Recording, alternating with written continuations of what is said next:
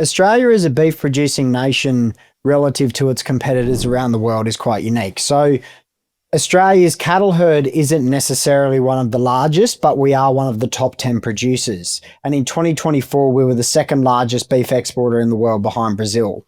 But what makes Australia unique, particularly relative to the Americas, is how its weather patterns work. So between the Pacific Ocean, the weather patterns change between the Americas and Australia. And what that means is because of the differing weather patterns between Australia and the Americas, we can supply a large amount of product, usually when the Americas and the US and Brazil are at a point in their cattle cycle where they don't have much product available.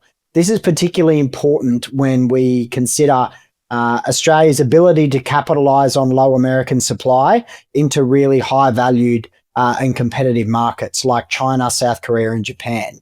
That makes Australia unique relative to the US, and with the US being our major competitor and Brazil increasingly becoming an important part of the global export or beef export market dynamic, Australia is very well placed to capitalize on those reductions in supply from its competitors. When we look at Australia and the fact that it's such a large continent, its climate and the variation of its climatic conditions across the nation are really unique. And because of that, we see varying differences in levels of concentration of the cattle population, which in turn impacts the amount of beef produced in different states around the country. So of the 40 million head of cattle in Australia, the state of Queensland accounts for 52% of that national herd, and as a result is by far and away the largest beef producing state as well. Whilst the two southern states on the eastern seaboard below Queensland, New South Wales and Victoria, also have a large cattle population and their herds are relatively big. They account for another 30% of the total national herd complex, which as well means that New South Wales and Victoria are large beef producing states also.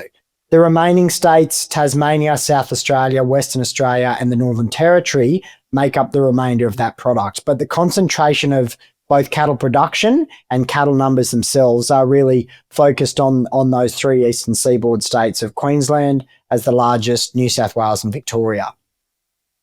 As I mentioned, Australia is a vast country with vastly different climates and environmental conditions.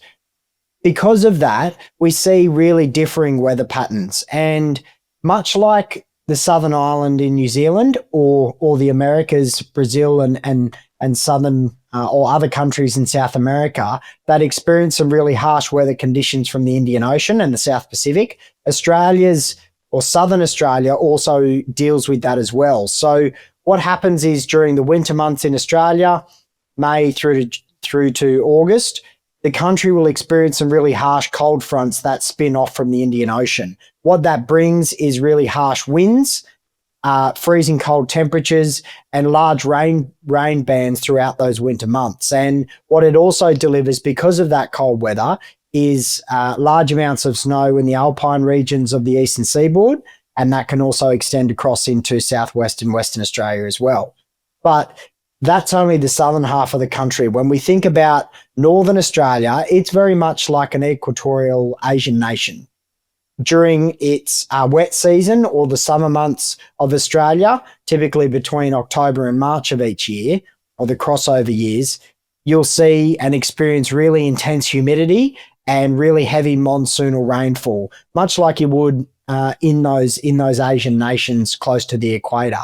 And when you think about the differing nature of the southern system and the northern system, it really reaffirms, the diversity of Australia's climatic conditions and what the beef industry has to deal with. So when we think about Australia and how unique it is in terms of its climate, it's also the driest inhabited continent on the planet.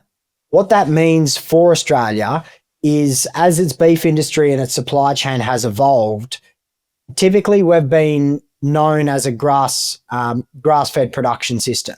But around 30 to 40 years ago, that began to slowly change with the introduction of feedlotting or lot feeding into the beef supply chain. That was actually done to deal with the drought conditions, and it was used as a drought mitigation strategy by the beef industry when climatic conditions didn't allow grass to grow, which in turn affected cattle production. What resulted in that was the development of a sophisticated world-class lot feeding sector, which is now an integral cog in the beef supply chain. So as of March, or the March quarter in 2025, Australia's got 1.5 million head of cattle in feedlots, and in total, that equates to around 35 to 40% of our total beef production per annum is coming out of the grain-fed system. Continually, though, we'll always see grass-fed production play a major role in the beef sector, accounting on average for around 60 to 65%. And the reason for that is because of the extensive nature of the Australian beef supply chain. Vast tracts of land, over 50% of land is used for beef production. And what that means is we'll always have a large grass-fed system because of the extensive nature of the industry.